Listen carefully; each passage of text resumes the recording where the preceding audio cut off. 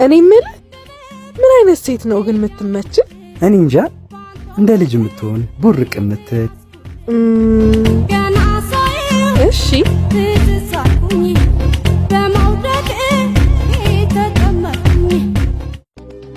ጃስ